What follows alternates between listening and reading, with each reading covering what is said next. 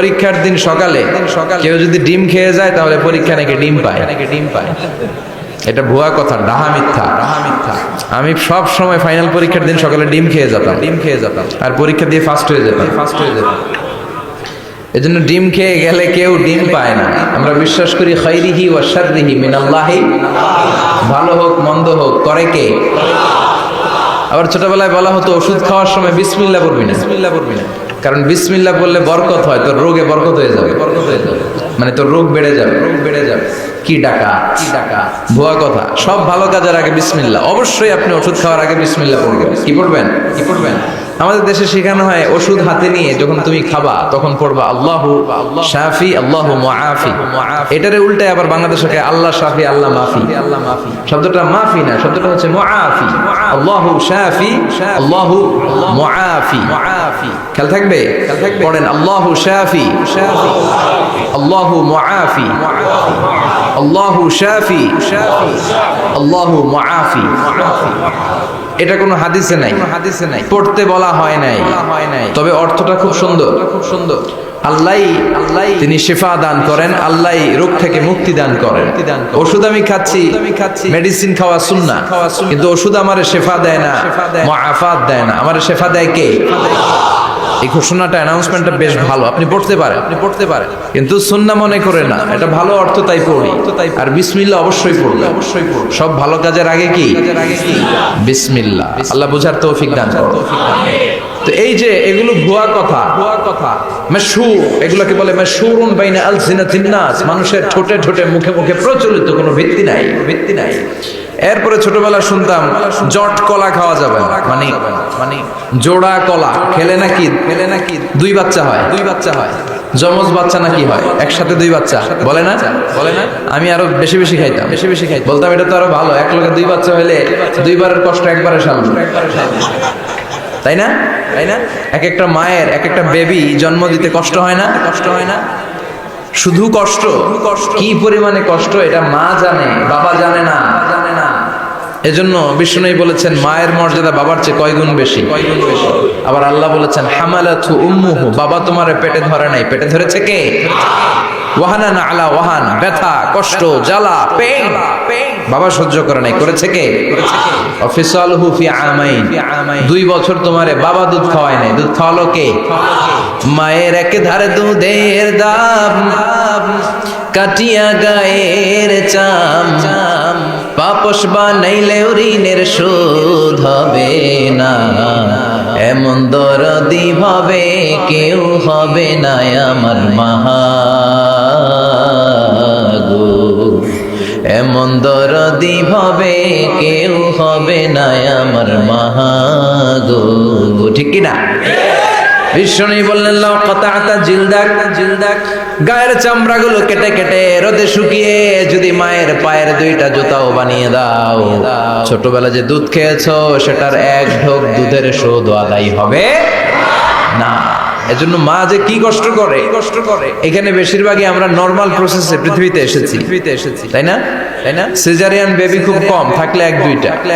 Normal প্রসেসে একটা বাচ্চাকে ডেলিভারি করতে একটা মায়ের যে কত কষ্ট হয় আপনি কল্পনাই করতে পারবেন না। চিকিৎসা বিজ্ঞান বলে একজন সুস্থ মানুষ ব্যথার একটা ইউনিট আছে, মাত্রা, ব্যথা মাপার একক 45 ইউনিট পেইন বা ব্যথা একজন মানুষ সহ্য করতে পারে। ব্যথার তীব্রতা বা মাত্রা যদি 45 ইউনিটের বেশি হয়, যদি ছাড়িয়ে যায় হয় লোকটা বেহুশ হবে, নয় মরে যাবে।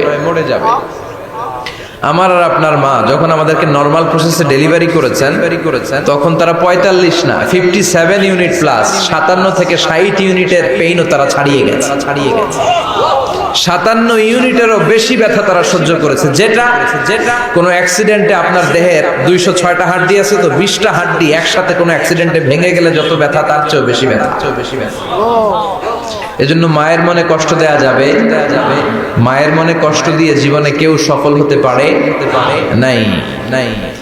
সাইয়েদনা মূসা আলাইহিস সালাম আল্লাহর একবার জিজ্ঞেস করলেন, আল্লাহ মাইয়াকুনু জালিসি ইয়াউমাল কিয়ামা, আল্লাহ আমার সাথে কিয়ামতের দিন জান্নাতে সাথী কে হবে? আল্লাহ বললেন, জালিসুকা ফিল জান্নাতি জাজ্জা, তোমার সাথী হবে কিয়ামতের দিন বিচার শেষে জান্নাতে যখন ঢুকবে তোমার সাথী হবে একজন কসাই। কসাই চিনেন? কি করে? গোশত কাটে। সাইয়েদনা মূসা আলাইহিস সালাম অবাক হলেন, ঘটনা কি? কসাই আমি হইলাম নবী আর আমার সাথে জান্নাতে থাকবে? How come it's possible? এটা কিভাবে সম্ভব? আল্লাহ বললেন, নিজেই দেখে আসো এটা কেমন কসাই। সাইয়েদনা মূসা আলাইহিস সালাম ছদ্মবেশে কসাইয়ের দোকানে দাঁড়িয়ে রইলেন। দেখলেন স্পেশাল বিশেষ কোনো আমল নাই, কসাই শুধু গোশত কাটে, গোশত বিক্রি করে। দিন শেষে দোকান বন্ধ করে প্যাকেটের ভেতরে গোশত নিয়ে বাড়িতে রওনা হয়েছে। বাড়ির ভেতরে ঢুকে যাওয়ার পর সাইয়েদনা মূসা আলাইহিস সালাম ঘরের দরজার কড়া নাড়লেন। কসাই বলে, মান আনতা, তুমি কে? মূসা আলাইহিস সালাম বললেন, আনা মুসাফির, আমি মুসাফির, থাকার জায়গা নেই, আপনি যদি থাকার জায়গা দেন আপনার বাড়িতে থাকবেন। কসাই বলে, আসেন। সাইয়েদনা মূসা আলাইহিস সালাম ঢুকলেন। কসাই বলে, এই ঘরে একটু থাকেন, ওই ঘরে আমার একটু কাজ আছে। মূসা আলাইহিস সালাম বললেন, যান, কাজ সেরে আসেন। মূসা আলাইহিস সালাম খেয়াল করলেন ওই ঘরে মাচার উপর থেকে বয়োবৃদ্ধ এক নারীকে তিনি নামিয়ে গোসল করালেন। টাওয়াল দিয়ে গা মুছিয়ে দিলেন, নতুন জামা পরিয়ে দিলেন। এরপর দোকান থেকে আনা সুন্দর গোশতের টুকরাটারে নিজ হাতে কেটে রান্না করলেন। তারপর রুটি বানালেন, আর গোশত আর রুটি হাতে নিয়ে ওই মহিলার মুখে তুলে দিচ্ছেন। মহিলা খাচ্ছে, খায় আর বিড়বিড় করে কি যেন দোয়া পড়ে। সুবহানাল্লাহ পড়বেন না? ওই মহিলাকে খাওয়ানোর পরে কসাই সাইয়েদনা মূসা আলাইহিস সালামকে মেহমান হিসেবে খাবার নিয়ে আসলেন। বললেন, ও পথিক, খাবার খান, সকালবেলা আপনিও চলে যাবেন, আমিও যাব আমার দোকানে, খেয়ে আপনি ঘুমিয়ে পড়েন। মূসা আলাইহিস সালাম বললেন, ততক্ষণ পর্যন্ত তোমার আনা খাবারে আমি হাত দিব না যতক্ষণ না তুমি বলবা ওই মহিলাটাকে। কসাই বলে, হাদিহি উম্মি, এটা আমার মা। হাদিহি উম্মি, এটা আমার মা। এই দুনিয়ায় এই মা ছাড়া আমার কেউ নাই, আমিও ছাড়া আমার মায়ের কেউ নাই। তাই প্রতিদিন দোকানের কাজ শেষ করে গোশত এনে রান্না করে আমার মারে আমি খাওয়াই। হাদিহি উম্মি, এটা আমার জনম দুঃখিনী মা। সাইয়েদনা মূসা আলাইহিস সালাম, বুঝলাম তোমার মা, কিন্তু তুমি যখন রুটি তোমার মায়ের মুখের ভেতরে তুলে দিচ্ছিলে, তোমার মা বিড়বিড় করে কি যেন পড়লো। কি পড়ে তোমার মা? কসাই বলে, আমার মায়ের একটা পাগলা দোয়া আছে। কি দোয়া? আমি জানি কশিন কালো এই দোয়া কবুল হবে না। আবেগের বশবর্তী হয়ে প্রতিদিন আমার মা আমার খেদমতে আমার উপর এত সন্তুষ্ট হয়ে যায়, এত খুশি হয়ে যায়। আমার মা প্রতিদিন বলতে থাকে, আল্লাহুম্মা জাআল ইবনি জালিসা মূসা ইয়াউমাল কিয়ামা। ও আল্লাহ, আমার ছেলের খেদমতে আমি এত সন্তুষ্ট, আমার ছেলের উপর আমি এতটাই রাজি খুশি। শুনেছি এই জামানার সবচাইতে বড় পয়গম্বর, বনি ইসরাইলের সবচাইতে বড় নবী, ওই নবীর নাম নাকি মূসা। ও আল্লাহ, আমি এত কিছু জানি না, এত কিছু বুঝি না, এত কিছু চাই না, তোমার দরবারে শুধু একটাই চাওয়া, একটাই ফরিয়াদ, তুমি আমার ছেলেরে কিয়ামতের দিন মূসার সাথে হাসর নসিব করে দিও। আমার ছেলে কসাই ছেলেটারে তুমি মূসার জান্নাতের সাথী বানিয়ে দিও। আল্লাহুম্মা জাআল ইবনি জালিসা মূসা ইয়াউমাল কিয়ামা। জালিস মানে ফ্রেন্ড, বন্ধু। আল্লাহ, জান্নাতে আমার ছেলেরে তুমি মূসার বন্ধু বানিয়ে দিও। মূসা আলাইহিস সালাম এবার বুঝতে পারলেন। তিনি বললেন, ঘটনা তো এই জায়গায় এতক্ষণে বুঝতে পেরেছি, কেন আমার সাথে মুসাফির মুফাসসির যাবে না, হাফেজে কোরআন যাবে না, শহীদরা যাবে না, ওলিরা যাবে না, নবীরা যাবে না, আমার সাথে জান্নাতে যাবে কসাই। এটা মায়ের দোয়া। কার দোয়া? মায়ের দোয়ার দরকার আছে না নাই? অনেক পাওয়ারফুল মায়ের দোয়াটা। বুলেট মারলে বুলেট মিস হয়, মায়ের দোয়া মিস হয়? ড্রোন হামলা করলে ড্রোন হামলা মিস হয়ে যেতে পারে, কিন্তু মায়ের দোয়া কঠিনকালে মিস হয় না। চিল্লায় বলেন ঠিক কি না? মায়ের দোয়াটাও কবুল, বদদোয়াও কবুল। ভয়ঙ্কর কিন্তু মা দোয়া করলে কবুল হয়, কিন্তু বদদোয়া করলে কবুল হয় না। এরকম হলে it was not a big deal. এটা বড় সমস্যা ছিল না, কিন্তু দোয়া করলেও যেমনি কবুল, বদদোয়াটাও কবুল। এজন্য খবর আছে না নাই? এজন্য মায়ের কাছ থেকে সবসময় দোয়া নিতে হবে। দোয়া নিতে রাজি আছেন? আমাদের সমাজে এরকম অনেক ধরনের কুসংস্কার। দুই কলা খেলে দুই বাচ্চা হয়, তাই না? আসলে কি কথাটা ঠিক? বাচ্চা একটা হবে না দুইটা হবে, ছেলে হবে না মেয়ে হবে, এটা কে দেয়? আবার অনেকের মাথার চুলের মধ্যে দুইটা গিট থাকে, আছে না নাই? দুই গিট থাকলে কয় তোর দুই বিয়া, তিন গিট থাকলে তিন বিয়া, গিট নাই কয় তোর বিয়া নাই, আছে না নাই? এগুলো মুসলমান বিশ্বাস করতে পারে? মুসলমান বিশ্বাস করে একজনকে, তিনি কে? তো এই তিন ফল এটা খেলে মানুষ পাগল হয়ে যায় না, এটা স্বাস্থ্যকর একটা খাবার। বাংলাদেশের তিন আর আরব দেশের তিনের পার্থক্য আছে। আরব দেশের তিন খুব সুস্বাদু। তো এই তিনের নামে আল্লাহ একটা সূরা দিলেন, সূরার নাম হচ্ছে সূরাতুত তিন। সূরার নাম এরকম অনেক নামে আল্লাহ সূরা দিয়েছেন, খেয়াল করে দেখবেন। মানুষের নামে সূরা দিয়েছেন, সূরাতুল ইনসান, সূরাতুন নাস। আবার ইন্ডিভিজুয়াল 6 জন পুরুষ মানুষের নামে সূরা দিয়েছেন, 6 জন নবীর নামে, একজন ওলির নামে। সূরা হুদ, সূরা ইউসুফ, সূরা ইউনুস, সূরা মুহাম্মদ, সূরা ইব্রাহিম, সূরা নূহ, আছে না নাই? আবার সূরা লোকমান, আছে না নাই? মানুষের নামে সূরা, তাই না? তো 7 জন পুরুষের নামে সূরা, আর মাত্র একজন নারীর নামে আল্লাহ সূরা দিলেন। বলেন তো এই সূরাটার নাম কি? মারিয়াম। তো রেশিওটা কম হয়ে গেছে না? পুরুষ 7 জন, নারী একজন। নারীরা যাতে রাগ না করে, নারীদেরকে বুঝ দেওয়ার জন্য আল্লাহ সব নারীদের নামে আলাদা একটা সূরা দিলেন। সূরার নাম, তার মানে আল্লাহ নারীকে খুশি রাখতে চায়। বিশ্বনবীও নারীদেরকে খুশি রাখতে চায়। আমার অনেকে বলে, হুজুর আপনি নারীদের পক্ষে কথা বলেন বেশি। আমি সবার পক্ষেই বলি, যার যেটা অধিকার তাকে সেটা দিতে হবে, ঠিক কি না? নারীরা সম্মানিতা, তাদেরকে সম্মান দিতে হবে। বিশ্বনবী তাদেরকে সম্মান দিতেন। মায়েশাকে বিশ্বনবী সবসময় আগে সালাম দিতেন। সুবহানাল্লাহ পড়ে। খাদিজা রাদিয়াল্লাহু তাআলা আনহাকে আল্লাহ তাআলা আরশের উপর থেকে সালাম পাঠিয়েছেন। এজন্য নারীদেরকে সালাম দিবেন বেশি বেশি। ঘরে সুখ শান্তি নাই, অনেকে বলে ঘরটা নাকি জাহান্নামের টুকরা, কারণ সালাম নাই। সালাম মানে শান্তি, সালাম মানে কি? সালাম সালাম হাজার সালাম সকল শহীদ স্মরণে আমার হৃদয় রেখে যেতে চাই তাদের স্মৃতির চরণে। পড়েন আমিন। সালাম মানি চিল্লায় বলেন। জান্নাতীরা যখন জান্নাতে ঢুকবে, ফেরেশতারা জান্নাতীদেরকে কি বলবে? সালাম, শান্তি। Enter the paradise with peace and security. শান্তি এবং নিরাপত্তার সাথে জান্নাতে ঢুকে যা। এজন্য ঘরটারে শান্তিময় বানাতে চাইলে সালাম দিতে হবে। কি দিতে হবে? আজ থেকে স্ত্রীকে সালাম দিবেন তো? ইনশাআল্লাহ পড়েন। আমার মাইকের আওয়াজ যদি বোনদের কানে যায়, মাদের কানে যায়, আপনাদেরও বলি, আপনারাও আগে সালাম দিবেন। এই দৃশ্য বাচ্চারা দেখলে বাচ্চারাও সালাম শিখবে, ঠিক কি না?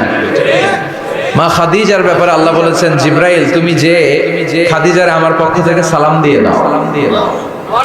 আর খাদিজারে বলে দাও জান্নাতে খাদিজার জন্য এমন ঘর আমি প্রিপেয়ার করে রেখেছি যেই ঘরের ভিতরে কোনো নয়েজ নাই, কোনো আওয়াজ নাই, কোনো ডিস্টার্ব নাই, আছে শান্তি। সুবহানাল্লাহ। কারণ বিশ্বনবীর জন্য খাদিজা নিজের ঘরটার এরকম নয়েজহীন, কোলাহল মুক্ত, শান্তিময় করে রেখেছিলেন। বিশ্বনবী কোলাহল পূর্ণ দাওয়াতি কাজ শেষ করে যখন ঘরে যেতেন, কলিজাটা ঠান্ডা হয়ে যেত।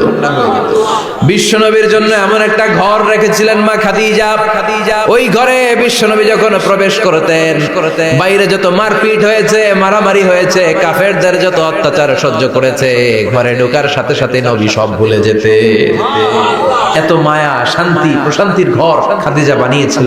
এজন্য আল্লাহ বলেছে, জিব্রাইল খাদিজারে বলো, খাদিজার জন্য এমন জান্নাত আমি রেখেছি যে জান্নাতে কোনো সাউন্ড নাই, আওয়াজ নাই, ডিস্টার্ব নাই, কোলাহল নাই, কোনো নয়েজ নাই। চিল্লায় পড়েন আল্লাহু আকবার। এজন্য মায়েরা খাদিজার জীবনী থেকে শিক্ষা, স্বামীর জন্য ঘরটারে প্রশান্তিপূর্ণ করে রাখবেন। প্রশান্তির একটা জায়গা যেন হয়।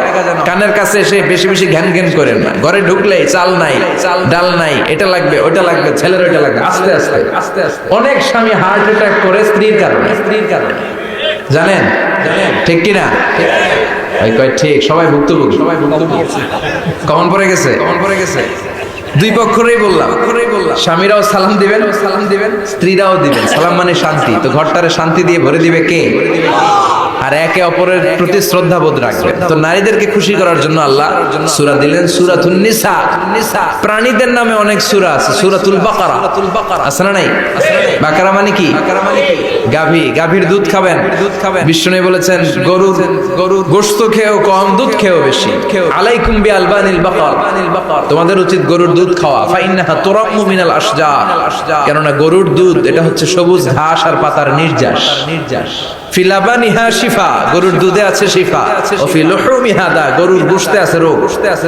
গোশতে আছে কি? গরুর গোশত খাইলে রোগ বাড়ে না?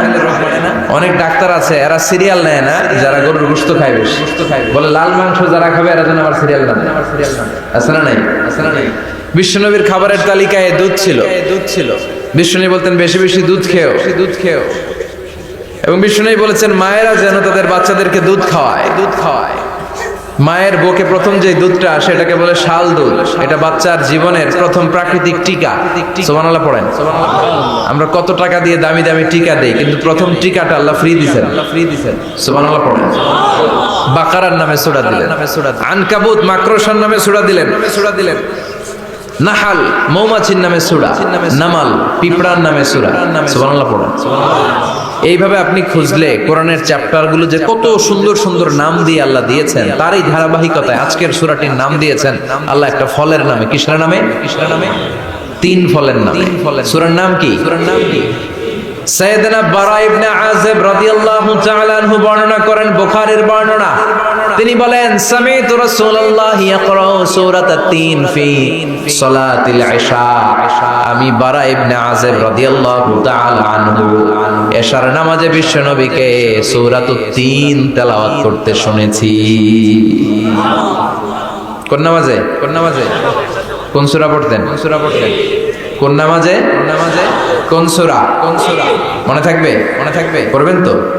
তিনি বলেছেন এশার নামাজে আমি বিশ্বনবীকে সূরাতুত তিন তেলাওয়াত করতে শুনেছি। ফামা সামি'তু আহসানা সাউতিন মিন সাউতি রাসূলিল্লাহ, আল্লাহ রাসূলের কণ্ঠের চাইতে এত মধুর কণ্ঠ আমার জীবনে শুনি নাই।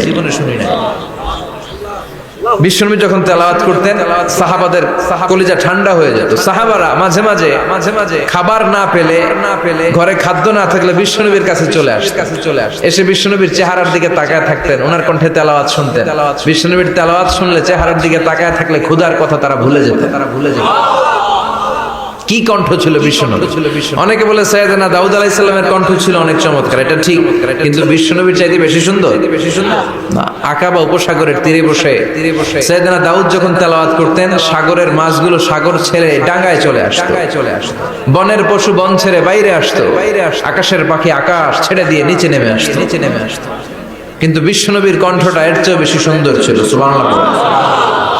বিশ্বনবী সারাদিন যে কোরআনের আয়াতগুলো নাজিল হয়েছে, প্রত্যেক রাত্রে এশার নামাজের পর ঘরের মধ্যে বসে বসে আয়াতগুলো তেলাওয়াত করতেন।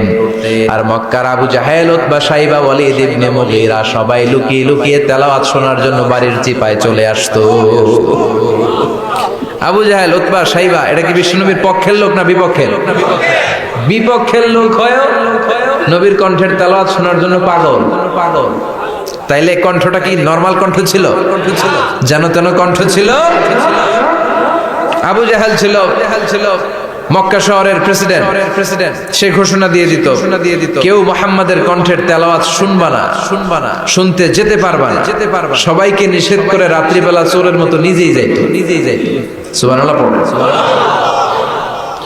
হজের মৌসুমে আবু জাহেল ঘোষণা দিয়ে দিল, খবরদার মক্কায় ঢুকার যতগুলো গেট আছে সবগুলো গেটে তোরা দাঁড়ায় থাকবি, হাজীদেরকে বলবি মক্কায় নতুন একটা পাগল এসেছে, তার কথা যারা শুনে তারাও পাগল হয়ে যায়। নাউজুবিল্লাহ পড়ুন। তার কর্মী বাহিনী হজের মৌসুমে বিভিন্ন গেটে পাঠায় দিল। মক্কায় ঢুকার হাজীদের যত গেট, বিভিন্ন দেশ থেকে হাজিরা আসবে, কর্মীদেরকে বলে দিল তোরা বলবি এই এলাকায় নতুন এক পাগলের আমদানি হয়েছে, নাম মুহাম্মদ। পড়েন নাউযুবিল্লাহ। যারাই এই মুহাম্মাদের কণ্ঠের তেলাওয়াত শুনে তারাও পাগল হয়ে যায়। আদেশ অনুযায়ী কর্মীরা মক্কার গেটে দাঁড়িয়ে দাঁড়িয়ে হাজীদেরকে বললো, হাজী সাহেব হজে যান, জমজম খান, খেজুর খান, হজ করেন, সমস্যা নাই, কিন্তু নতুন এক পাগল আসছে, এই পাগলের নাম মুহাম্মদ। এই পাগলের কাছে যারা যায় হেরাও পাগল হয়ে যায়। হাজী সাহেবরা কোনোদিন এই মুহাম্মদ নামটা শুনে নাই, এই প্রথম শুনলো। শুই নাই, মনে মনে কয় যেদিকে যাবো আর নাই যাবো, আগে মুহাম্মাদের কাছে যাবো। সবার আগে কার কাছে যাবো? কারণ মানুষের একটা অভ্যাস হচ্ছে আল ইনসানু হারিসুন আলা মা মুনিয়া, মানুষের যেটা করতে নিষেধ করা হয় বেশি ওইটা মানুষ করে বেশি। মনে মনে হাজিরা বলে তোমরা নিষেধ করছো তো অবশ্যই যাব, দেখি মোহাম্মদটাকে। তার মানে আমাদের বিরুদ্ধে অপপ্রচার করলে এটা আমার পক্ষের প্রচার হয়ে যায়। সুবহানাল্লাহ পড়েন। ইসলামের বিরুদ্ধে অপপ্রচার করলে এটা কি হয়ে যায়? প্রচার হয়ে যায়। ইউরোপ আমেরিকাতে ইসলামের নামে ট্যাগ লাগায় এক্সট্রিমিস্ট, জঙ্গি। আমরা নাকি জঙ্গি, আমরা নাকি এক্সট্রিমিস্ট। তো যারা সিভিলিয়ান আছে, ক্রিশ্চিয়ান সিভিলিয়ান ইউরোপ আমেরিকার সাধারণ জনগণ, তারা ভাবে ঘটনা কি মুসলমানদের বিরুদ্ধে এত কথা কেন? যারা ইসলাম নিয়ে গুগলে সার্চ করে, বিভিন্ন বই পড়ে, কোরআনের ইংলিশ ট্রান্সলেশন পড়ে। আগে তারা ইসলাম সম্পর্কে জানতো না, কিন্তু সবাই যখন বলা শুরু করছে জঙ্গি জঙ্গি জঙ্গি, ইসলাম মানে জঙ্গি, তখন তারা ইসলাম সম্পর্কে পড়তে শুরু করে দিতে পড়তে পড়তে ইসলামের সুন্দর বাণীগুলো পড়ে ওদের হৃদয় ঠান্ডা হয়ে যায়। যাদের নসিব ভালো, অনেকে কালিমা পড়ে মুসলমান হয়ে যায়। ইউরোপ আমেরিকাতে মুসলমানের সংখ্যা দিন দিন বাড়ছে। মাঝে মাঝে পত্র পত্রিকায় দেখবেন যে কনভার্টেড মুসলমান, ও মুসলমান, ও মুসলমান। ধারণা করা হচ্ছে 2070 সালের মধ্যে ইউরোপ আর আমেরিকায় মুসলমান হয়ে যাবে সংখ্যাগরিষ্ঠ। খ্রিস্টানদের ছাড়িয়ে মুসলমানদের সংখ্যা ইউরোপ আমেরিকায় বেড়ে যাবে। সুবহানাল্লাহ পড়েন। সেই দিন বেশি দূরে নয় যেদিন কালেমার পতাকা হোয়াইট হাউসের উপরে শোভা পাবে। ঘোষণাটা কার? চিল্লায় বলেন ওয়াদাটা কার?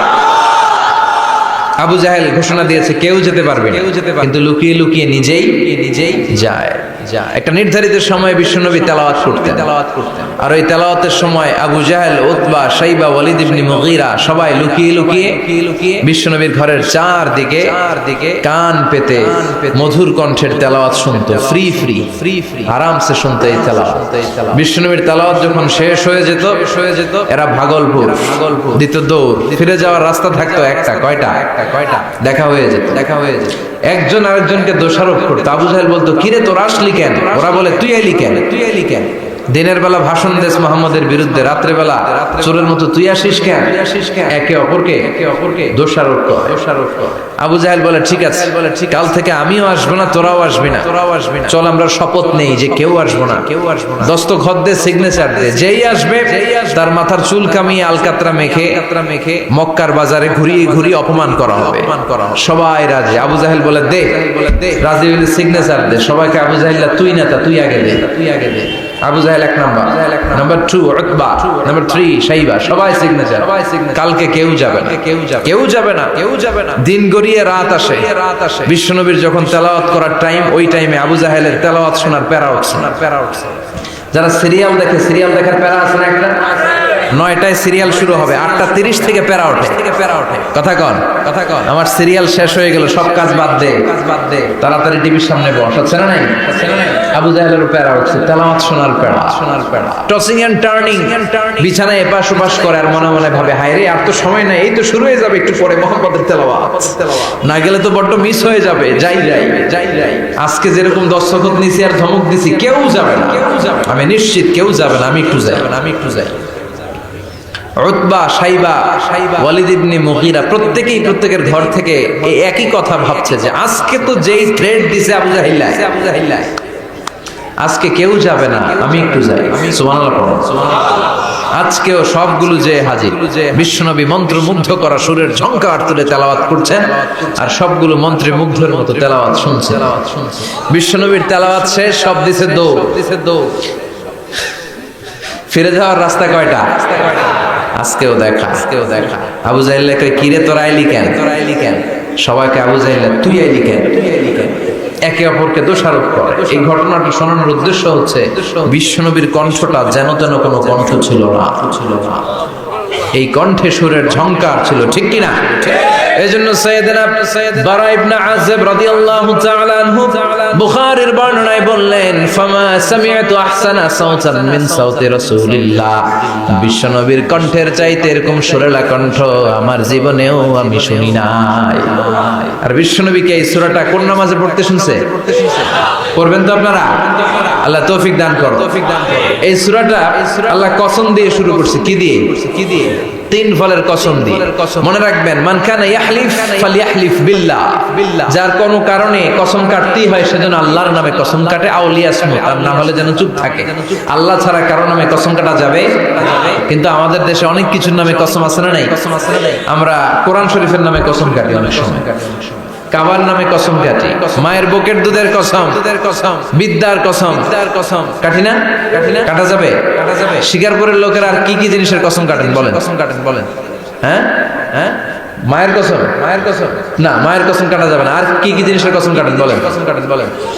আল্লাহর কসম কাটা যাবে।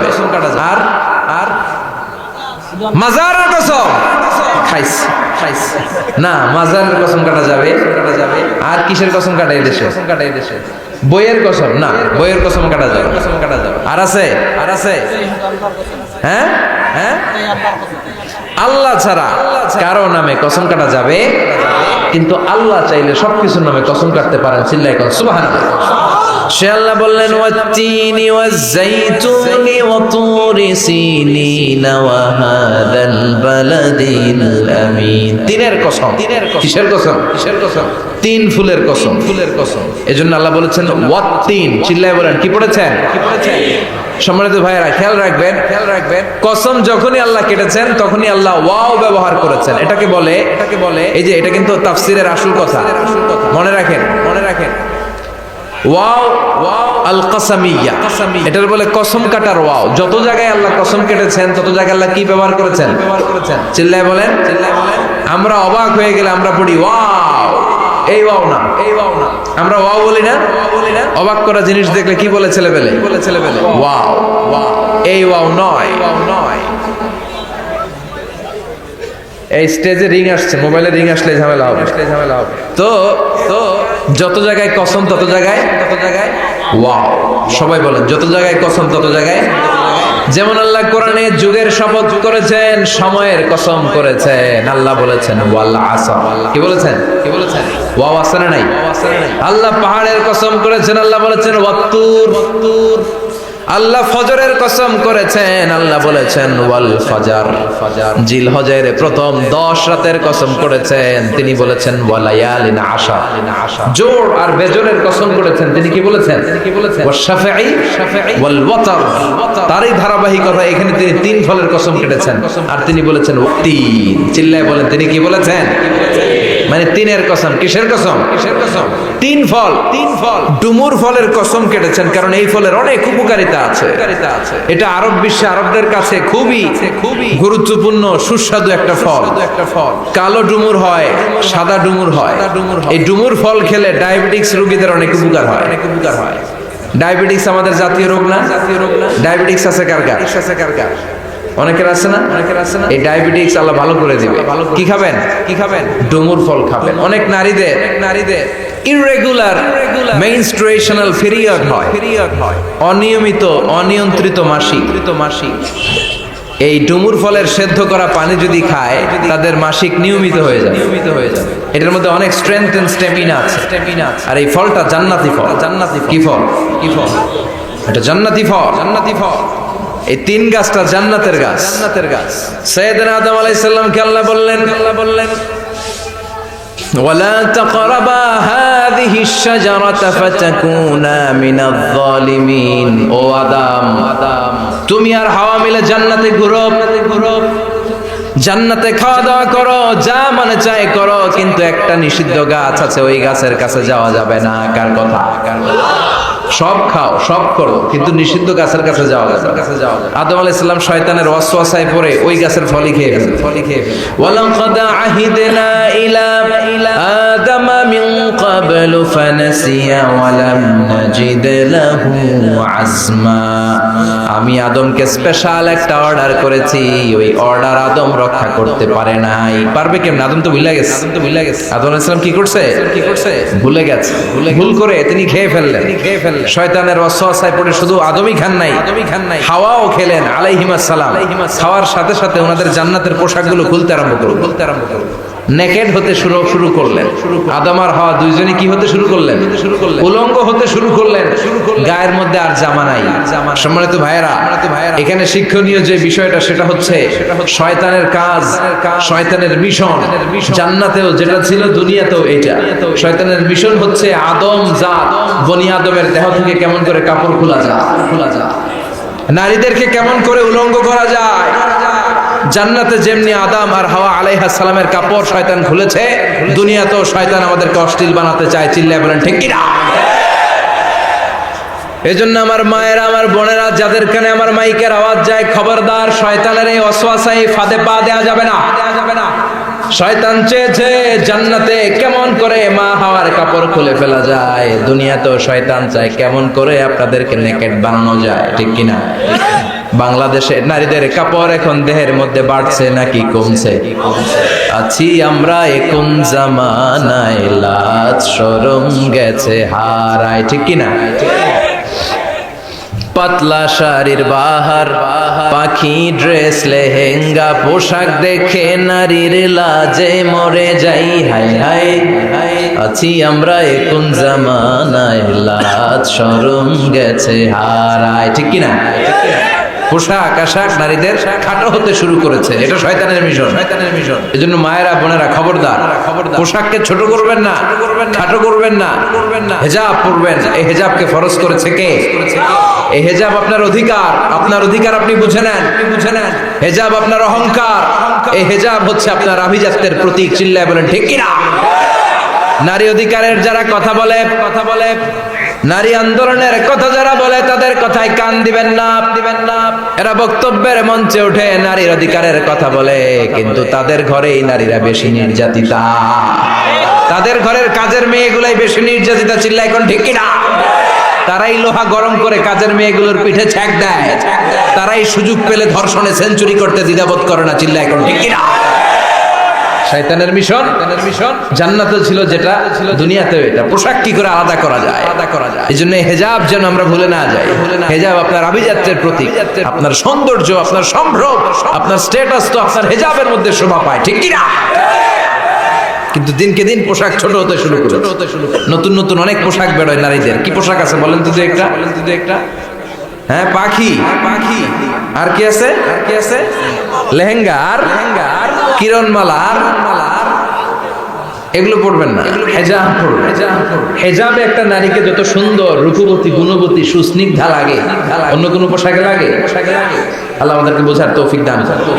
সাইয়েদনা আদম আলাইহিস সালাম, হাওয়া আলাইহিস সালাম জান্নাতের ভেতরে যখন উলঙ্গ হয়ে গেল, লজ্জাস্থান ঢাকার জন্য জান্নাতের বিভিন্ন গাছের দিকে দৌড়িয়ে যেই গাছের পাতা দিয়ে তারা সেদিন লজ্জাস্থান ঢেকেছিল, ওই গাছের নাম ছিল তিন গাছ। কি গাছ?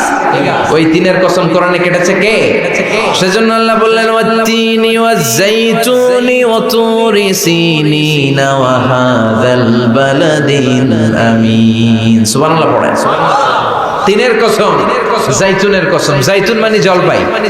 আওয়াজ করে বলতে হবে। জাইতুন অর্থ খাইছেন? জলপাইয়ের আচার খাই না আমরা? জাইতুন মানে জলপাই, ইংরেজিতে বলে অলিভ। তবে আমাদের জলপাই আর আরব দেশের জলপাই একটু গুণগত পার্থক্য আছে। আরব দেশের জলপাই একটু ছোট হয়, আমাদের গুলা সাইজে বড় হয়। আরব দেশের জলপাই একসাথে অনেকগুলা খাওয়া যায়। আর আমাদের দেশের জলপাই আবার 2-3টার বেশি খাওয়া যায়। অনেক টক না?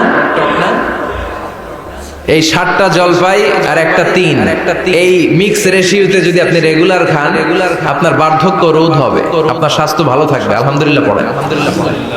এই জাইতুন গাছগুলো আরব দেশে হিল ট্রাক্স, পাহাড়ি এরিয়াতে হয়, 100 বছর বেঁচে থাকে। বিশ্বনবী বলেছেন, কুলু যাইতা ওয়াদাহিনু ফাইন্নাহা মিন শাজারাতিন মুবারাকা। বিশ্বনবী বললেন, জাইতুনের তেল খাও, জাইতুনের তেল গায়ের মধ্যে দাও, জাইতুনের তেল মালিশ করো। জাইতুনের ভেতরে বরকত ঢুকায় দিয়েছে কে? জাইতুনের তেল দাড়িতে, চুলে মালিশ করলে দাড়ি চুল সহজে পাকে না। বিশ্বনবী সব সময় দাড়িতে চুলে জাইতুন মাখতেন। আমি নিজেও মাখি প্রতিদিন। আপনারাও মাখবেন। বাজারে পাওয়া যায়, যে বলবেন অলিভ অয়েল, কি বলবেন? অলিভ অয়েল বললে আপনাকে দিবে। স্পেনের, মেড ইন স্পেন, এদের অলিভ অয়েল ভালো। ফিলিস্তিনের যে অরিজিনাল অলিভ অয়েল, এটা ভালো, এটা খাওয়া যায়। তাম্বুতু বিদ্দুহুনি ওয়া সিবগিল লিল আকিলিন। এটার অনেক কাজ, খাওয়াও যায়, মালিশও করা যায়, জাইতুনের ডাল ভেঙে মেসওয়াকও করা যায়। সুবহানাল্লাহ পড়েন। বিশ্বনবী বললেন নি'মাস সিওয়াকিয়াজ জাইতুন, জাইতুনের মেসওয়াক কতই না ভালো, ফাইন্নাহা সিওয়াকি ওয়া সিওয়াকুল আমবিয়াই মিন ক্বাবলি।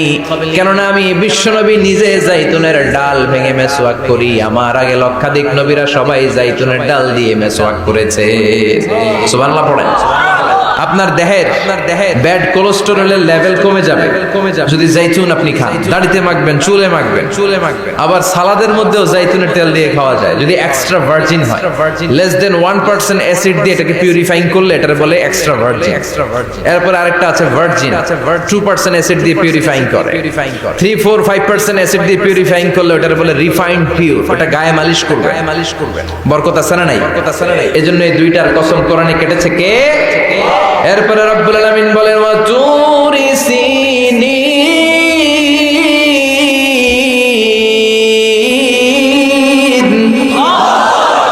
আমি তিনার জাইতুনের কসম যেমনি কোরআনের মধ্যে করলাম, সাথে সাথে তুর পাহাড়ের কসম কাটলাম।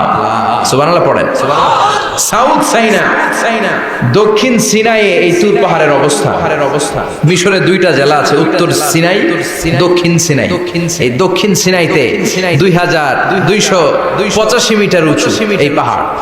সাইয়েদনা মুসা আলাইহিস সালাম এই পাহাড়ে উঠে কথা বলতেন কার সাথে? তাওরাতের মতো কিতাবকে আল্লাহ তাআলা কাঠের তক্তার মধ্যে লিখে এই পাহাড়ের উপর নাযিল করেছেন। কাঠের তক্তা চিনেন? কাঠ দিয়ে মোটা মোটা তক্তা বানায় না? আল্লাহ নিজ হাতে তাওরাত লিখে এই কাঠের তক্তাগুলো সাইয়েদনা মুসা আলাইহিস সালামকে দিলেন, বললেন যাও, এটার মধ্যে হেদায়েত আছে, নূর আছে, বুরহান আছে, নিয়ে যাও বনি ইসরাইলের কাছে দাওয়াতের বাণী পৌঁছে দাও, তুমি বার্তাবাহক, যাও। সাইয়েদনা মুসা আলাইহিস সালাম দেখলেন ছোট্ট ছোট্ট কিছু কাঠের ফলকার তক্তা, ভাবলেন কাঁধের মধ্যে তুলে নিয়ে যাই, এর চেয়েও কত ভারী ভারী জিনিস আমি মুসা কাঁধের মধ্যে তুলে বেড়াই। কিন্তু সাইয়েদনা মুসা আলাইহিস সালাম তক্তার মধ্যে হাত দিয়ে দেখে কাঁধে উঠাবে তো দূরের কথা, নাড়াতেই পারে না। সুবহানাল্লাহ পড়ে। কাঁধে উঠাবে তো দূরের কথা, কি করতে পারে না, নাড়াতেই পারে না। মুসা আলাইহিস সালাম ভাবলেন এদিক দিয়ে মনে হয় শক্ত, ওদিকে মনে হয় নরম, ওদিক দিয়ে ধরে, ওদিকে টান দেয়, ওদিকেও নড়ে না, মাঝখানে ধরে টান দেয়, নড়ে না। ঘটনা কি? এর চেয়ে কত বড় তক্তা কাঁধে লয়ে ঘুরি, আর এগুলো নড়ে না কেন? আল্লাহ জিব্রাইলরে বলেন না একটু হেল্প করতে। আল্লাহ বললেন যাও, তোমারে হেল্প করতে কইছে। মুসা আলাইহিস সালাম বলেন ভাই জিব্রাইল তুমি এদিক দিয়ে ধরো, আমি ওদিক দিয়ে ধরি। আমরা এরকম ধরে বলি না মারো টান হেইয়ো, এই দুইজনে হেইয়ো শুরু করছে, কিন্তু তক্তা নড়ে না। মুসা আলাইহিস সালাম বললেন চলো পজিশন চেঞ্জ করি, তুমি এদিকে আমি ওদিকে, মারো টান আরো জোরে, কিন্তু তক্তা নড়ে না।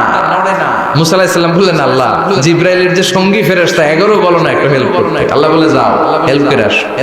এবার সবাই মিলে মারো টান আরো জোরে, গায়ে যত জোর আছে।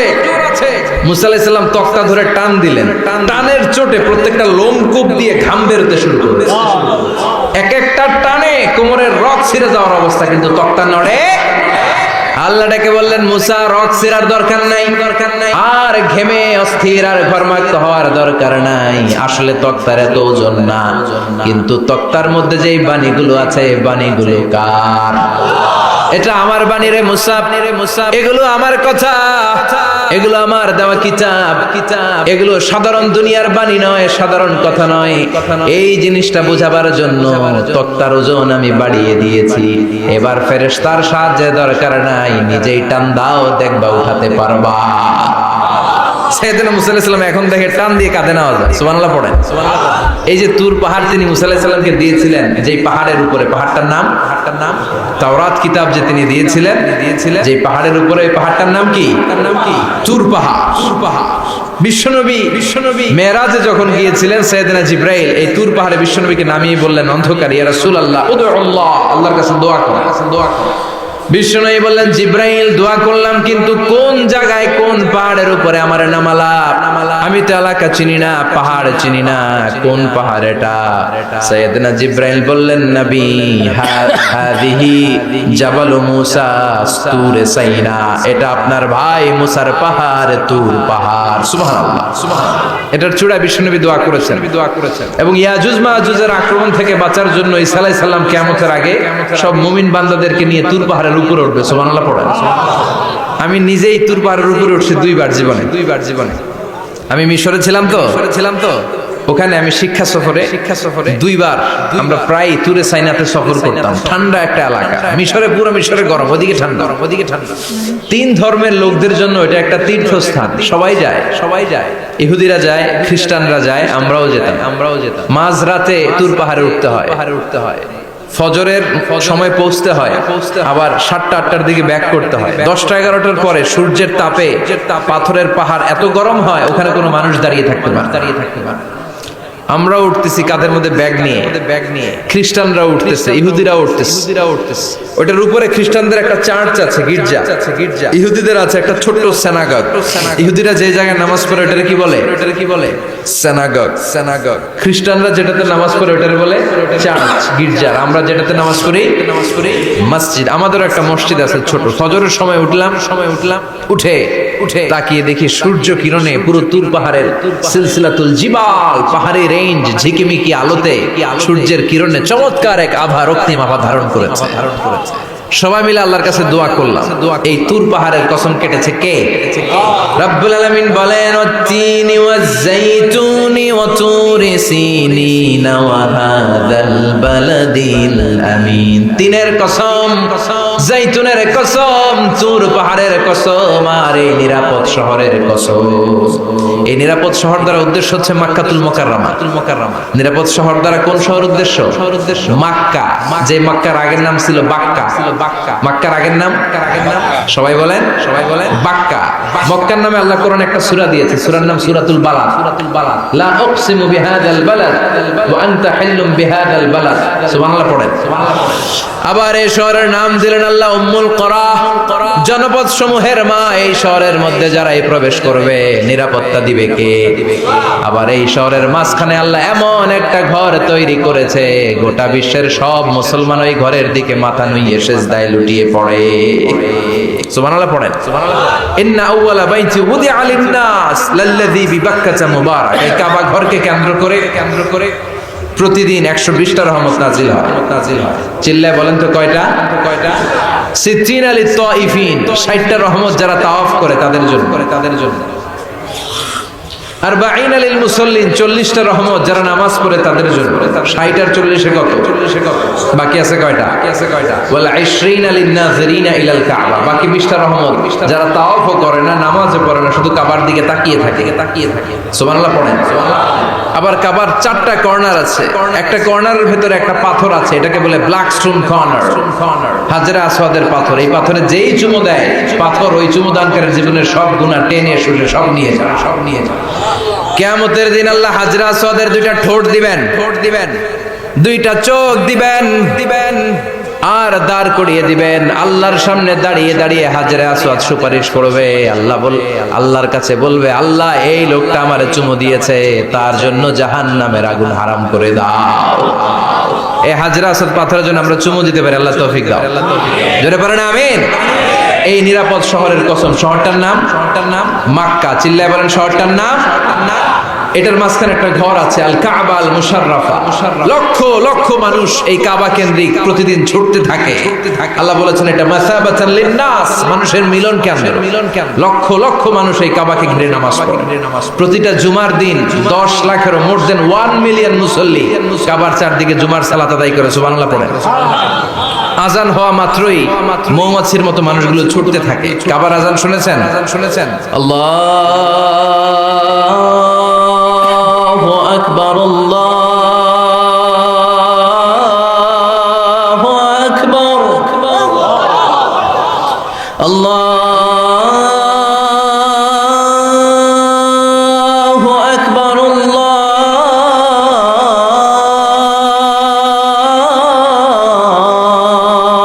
আল্লাহু আকবার। কি সুরেলা আজান, কাবার আজান হতে দেরি।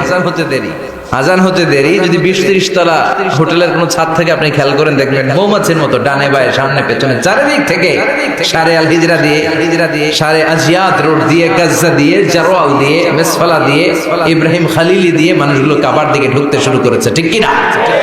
আবার বিশ্বনবী বলতেন মক্কা তো হাব্বুল বিলাদ ইলাইয়া, মক্কা শহর আমার কাছে সবচাইতে প্রিয় শহর। লাউলা উখরিজিতু লামা খারাজতু, মক্কার কুরাইশরা কাফেররা যদি এই শহর থেকে জোর করে আমারে বের করে না দিত, আমি কোনোদিন মক্কা ছেড়ে দূরে যেতাম না। সুবহানাল্লাহ। বিশ্বনবীর জন্মস্থান এই শহর, যেখানে বিশ্বনবী জন্মেছেন ওইখানে আছে মাকতাবা, লাইব্রেরি কি আছে? হজ ওমরা যারা করেছেন তারা দেখবেন ওখানে গেলেই ফ্রিতে বই দেয়। কি দেয়? বিশ্বনবীর জন্মস্থানে গেলে যেই ভাষার হন, বাঙালি গেলে বাংলায়, ইংরেজ গেলে ইংরেজিতে, পাকিস্তানিরা গেলে হিন্দিতে, সবাইকে ফ্রিতে বই দেয়া হয়।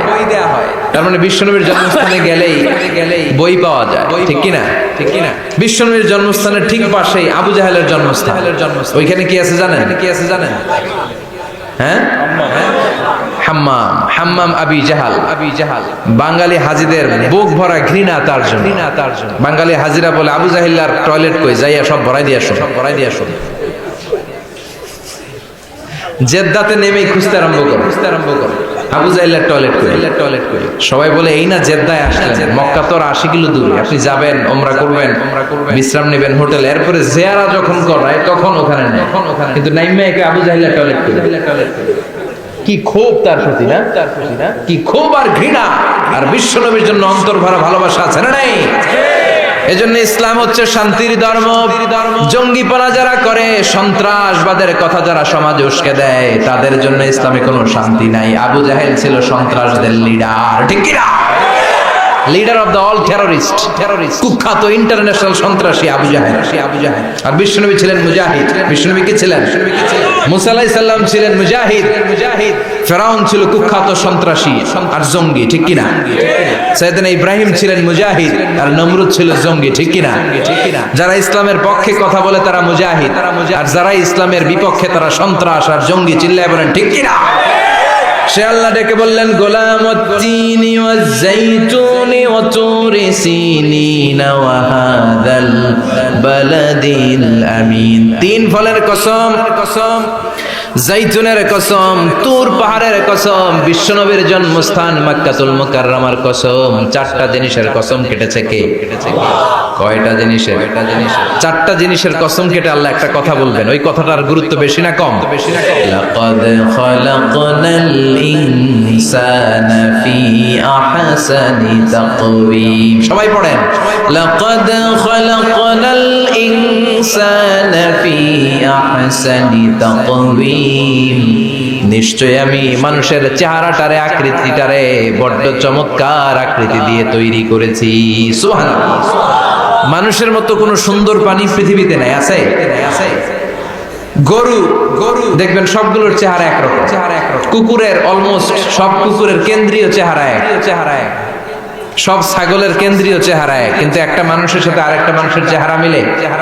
আমার সাথে হুজুরের চেহারা মিল আছে, হুজুরের সাথে ভাইয়ের সাথে আপনার। 700 কোটি মানুষ নাকি পৃথিবীতে এখন আছে। এই 700 কোটির সাথে একটার লগে আরেকটার মিলে।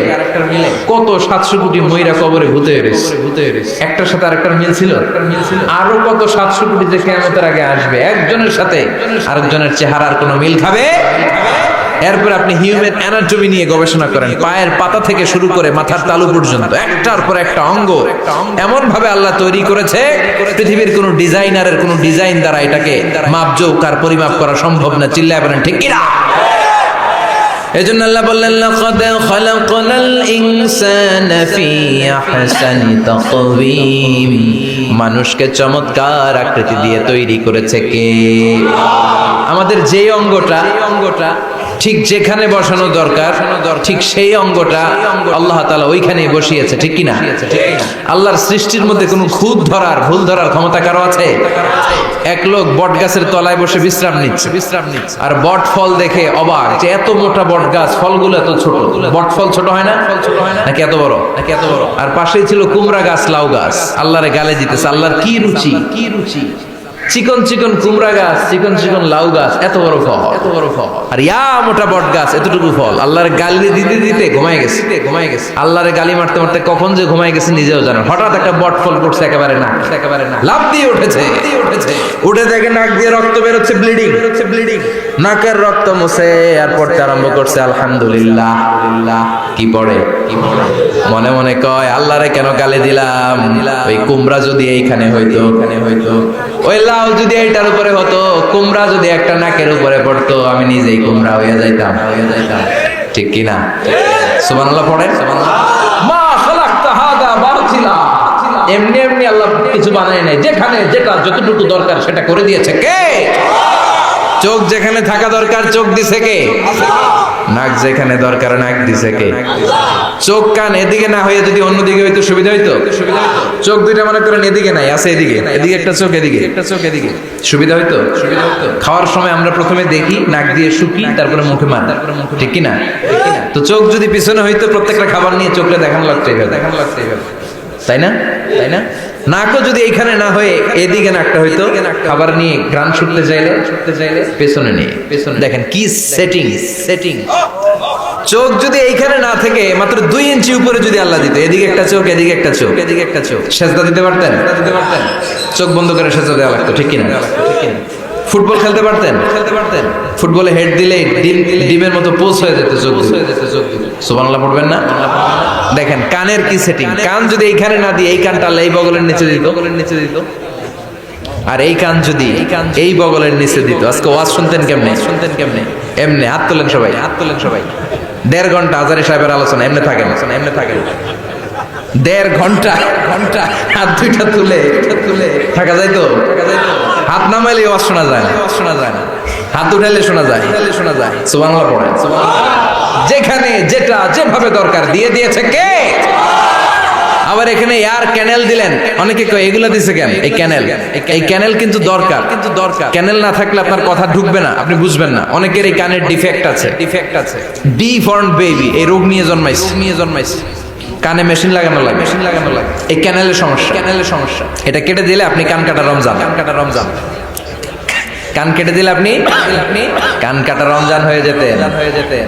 এই ক্যানেল দিয়ে ঘুরে ঘুরে সাউন্ড ওয়েভ গুলো যায়, ফলে আমরা শুনতে পাই। এই ক্যানেল না থাকলে শুনতে পেতাম না। তার মানে মা খালাকতা হাদা বাতিলা, এমনি এমনি কিছু দেয় নাই, কিছু দেয় নাই।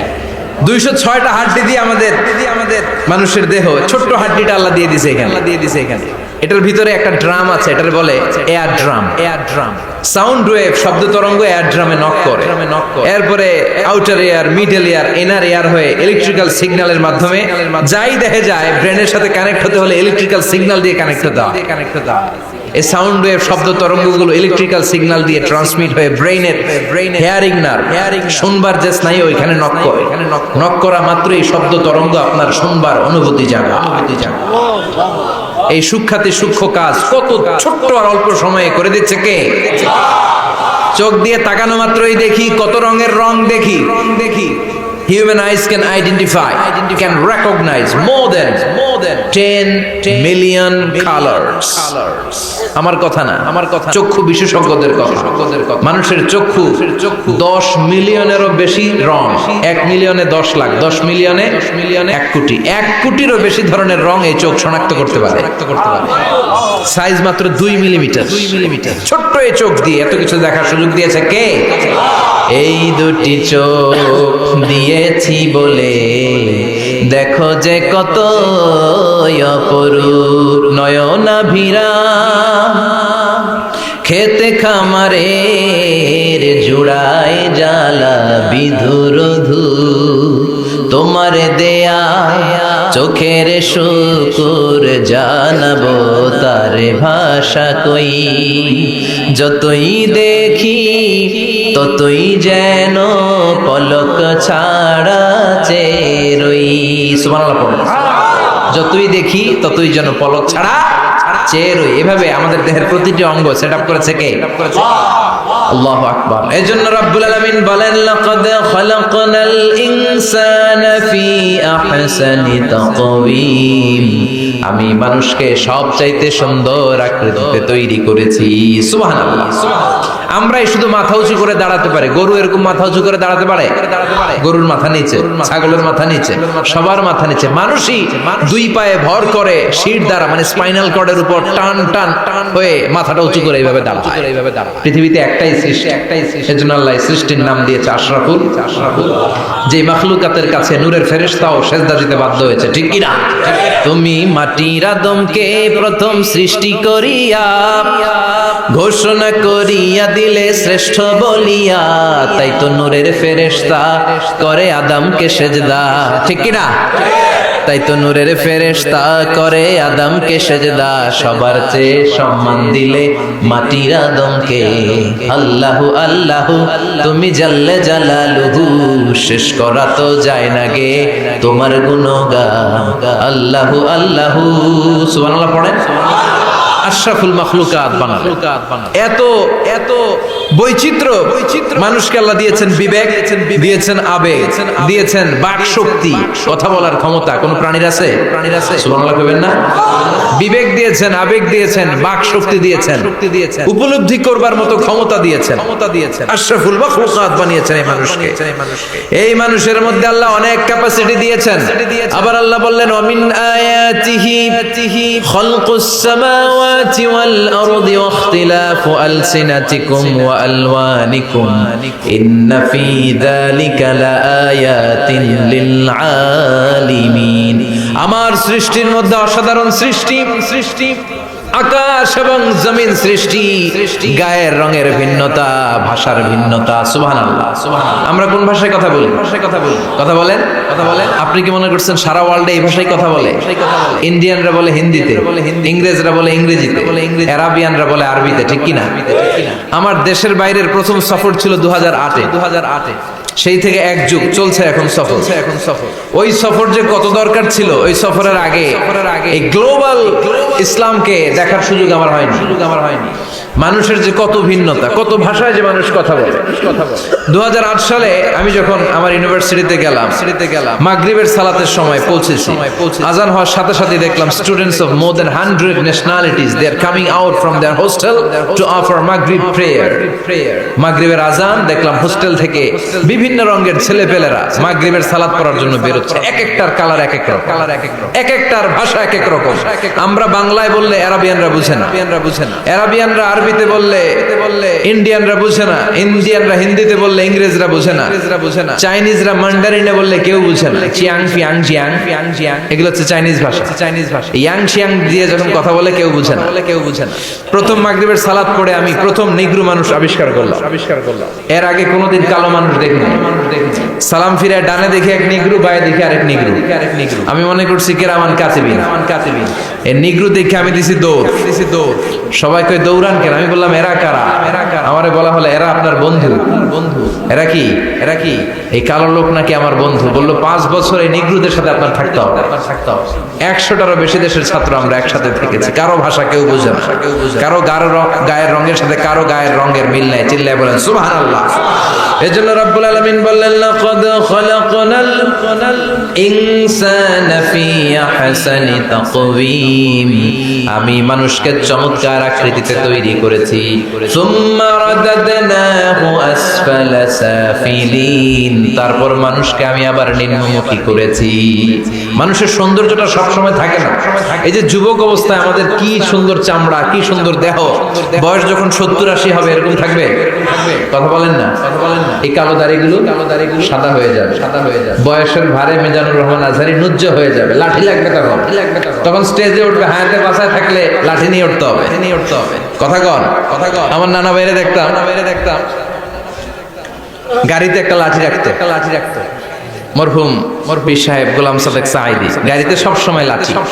এই লাঠি নিয়ে গাড়ি থেকে বেরোতো, লাঠি দিয়ে সিঁড়ি বেয়ে উঠতো। মাঝে মাঝে আমরা ধরেও উঠাতাম। তো উনি কি এরকম ছিল না? একদিন ইয়াং তাগড়া যুবক, রং ধরা যৌবন, জং ধরে শেষ, থাকে না। আসফালা সাফিলিন। এর দুইটা তাফসীর, একটা হচ্ছে ইলা আরযালিল উমর, সব সময় মানুষ যুবক থাকে না, একটা সময় তারে বৃদ্ধ বানিয়ে দেয় কে? আবার আল্লাহ বুঝালেন মানুষ ভালো হলে অনেক ভালো হয়, খারাপ হলে অনেক খারাপ। মানুষ ভালো হলে ফেরেশতার চেয়ে ভালো, মানুষ খারাপ হলে পশুর চেয়েও খারাপ। কথা বলেন ঠিক কিনা? এক পশু আরেক পশুরে মারে না, এক পশু আরেক পশুরে হত্যা করে না, কিন্তু মানুষ মানুষে মারে কি মারে না? A lion never kills a lion. A dog never kills a dog. An elephant never kills an elephant. একটা হাতি একটা হাতিরে মারে না, কুকুর কুকুরে মারে না, কিন্তু মানুষ মানুষকে মারে কি না? এজন্য আল্লাহ বললেন লাকাদ খালাকনাল ইনসানা ফি আহসানি তাকওয়িম সুম্মা রাদাদনাহু আসফালা সাফিলিন ইল্লাল্লাযীনা আমানু ওয়া আমিলুস সালিহাতি ফালাহুম আজরুন গায়রু মামনুন। দুই শ্রেণীর মানুষের এই বিপদ নাই, যারা ঈমান এনেছে, সৎ কর্ম করেছে। কার কথা? তবে ঈমানটা হতে হবে নির্ভেজাল। ওই ঈমানে শিরকের কোনো ছিটেফোঁটা থাকতে পারবে? তাহলে ওই ঈমান আপনারে মুক্তি দিবে। চিল্লায় বলেন ঠিক কিনা? ওয়া আমিলুস সালিহাত, নেক কাজ করে, সৎ কাজ করে, ফালাহুম আজরুন গায়রু মামনুন, তাদের জন্য এমন প্রতিদান আছে যেটা শেষ হবে না। আমাদের জন্য সবচেয়ে বড় প্রতিদান হচ্ছে জান্নাত। মুমিনের জন্য সবচেয়ে বড় পাওয়া হচ্ছে জান্নাত। চিৎকার করে বলতে হবে সবচেয়ে বড় প্রতিদান কি? মালিক তুমি জান্নাতে তোমার পাশে আমায় একটি ঘর বানিয়ে দিও, একটি ঘর বানিয়ে দিও সে বিভীষিকাময় মহাদিনে, তোমার প্রতিবেশী করে নিও।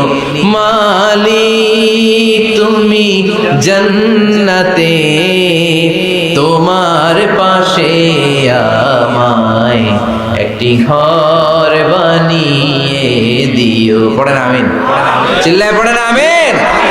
তার মানে যারা ঈমান আনবে, নেক কাজ করবে, তাদের হারাবার কিছু নাই। চিল্লায় কোন ঠিক কিনা? আমাদের হারানোর কিছু আছে? আমরা মল্লে শহীদ বাঁচলে, মল্লে শহীদ বাঁচলে, এজন্য ঈমানটা হতে হবে পাকা ঈমান। ঈমানদার কখনো পথ হারায় না। ঈমানদার ভরসা রাখে কার উপর? আপনি যদি ঈমানের পক্ষে থাকেন, কোরআনের পক্ষে থাকেন, ইসলামের পক্ষে থাকেন, আপনার উপর আযাব আসবে, গজব আসবে, বিপদ আসবে, নবীদের উপর যেমনি এসেছে। ঠিক কি না? ঝুঁকি যদি আসে, ভয় যদি আসে, আপনার উপর আযাব যদি আসে, শাস্তি যদি আসে, অত্যাচার আসে, মুমিন কখনো ভয় পায়? কথা বলেন। মুমিন কখনো পথ হারায় না, মুমিন কখনো আশা ছাড়ে না। চিল্লায় বলেন ঠিক কি না? কারণ মুমিন খুব ভালো করে জানে রাত্রি যত গভীর হয়, সুবহে সাদিকের সময় কাছে আসতে থাকে। কথা বলেন। গর্ভবতী মায়ের পেটের ব্যথা যত বাড়তে থাকে, নতুন মেহমান আসার সময় কাছে আসতে থাকে। তেমনি ইসলামের পক্ষে যারা কথা বলে, ইসলামের পক্ষে যারা লড়াই করে, হকের ব্যাপারে যারা বাতিলের বিরুদ্ধে আপোষহীন, তাদের উপর যত অত্যাচার আসবে, ইসলামের বিজয়ের সময় কাছে ঘনাতে থাকবে। চিল্লায় বলেন ঠিক কিনা? ইসলাম জিন্দা হোতা হয় হার কারবালা কি বাত। প্রতিটা কারবালার রক্তক্ষয়ী সংগ্রামের পরে ইসলামের বিজয় আসে। ইসলামের বিজয় মিষ্টি কথায় আসে না। ইসলামের কথা, ইসলামের বিজয়টা এমনি এমনি আসে না। ইসলাম জিন্দা হোতা হয় হার কারবালা কি বাত। প্রতিটা কারবালার রক্তক্ষয়ী সংগ্রাম দিয়ে ইসলামের পতাকা উড়ে। চিল্লায় বলেন ঠিক কিনা? সে আল্লাহ বললেন ইল্লাল্লাযীনা আমানু ওয়া আমিলুস সালিহাতি ফালাহুম আজরুন গায়রু মামনুন ফামা ইউকাযযিবুকা বা'দু বিদ্দীন আলাইসাল্লাহু বিআহকামিল হাকিমিন। ও নবী, এরপরেও কোন জিনিস তাদেরকে ইসলাম থেকে দূরে রাখে? তাদেরকে জিজ্ঞেস করেন আমি কি শ্রেষ্ঠতম বিচারক নই? সব বিচারকের শ্রেষ্ঠ বিচারক কে? কার বিচারে কোনোদিন জুলুম হয় না? চিল্লায় বলেন। আল্লাহর বিচারে কেউ কোনোদিন ঠকবে? তিনি সর্বচাইতে শ্রেষ্ঠতম বিচার। বিষ্ণু বললেন সূরাতুত তিন তেলাওয়াত করতে করতে কেউ যখন এই অষ্টম আয়াতে চলে আসে, সেজন্য বলে বালা ওয়া আনা আলা যালিকা মিনাশ শাহিদিন। আল্লাহ, আমি সাক্ষ্য দিচ্ছি আপনি শ্রেষ্ঠ বিচারক। আপনার চাইতে শ্রেষ্ঠ বিচারক হতে পারে? দুনিয়াতে যে বিচারগুলো পান নাই, আপনি কি মনে করছেন আখিরাতে এই বিচার হবে না? কথা বলেন। আপনার উপর জুলুম করা হয়েছে, আপনাকে নির্যাতন করা হয়েছে, এগুলোর বিচার করবে কে? আপনার জমি মেরে খেয়ে দিয়েছে, আপনার সম্মান নষ্ট করেছে, বিচার করবে কে? যত অন্যায় বিচার পৃথিবীতে হয়েছে এগুলো রয়েছে, নতুন করে বিচার হবে। সেই বিচারকের সবচেয়ে বড় বিচারকের ভূমিকা পালন করবে আমাদের আল্লাহ। আহকামুল হাকিমিন, আল্লাহ পুরে question to the audience, to the মুমিনিন, মুমিনদের কাছে আল্লাহ একটা প্রশ্ন রেখে এই সূরাটা শেষ করেছেন। আলাইসাল্লাহু আহকামিল হাকিমিন, আমি কি শ্রেষ্ঠতম বিচারক নই?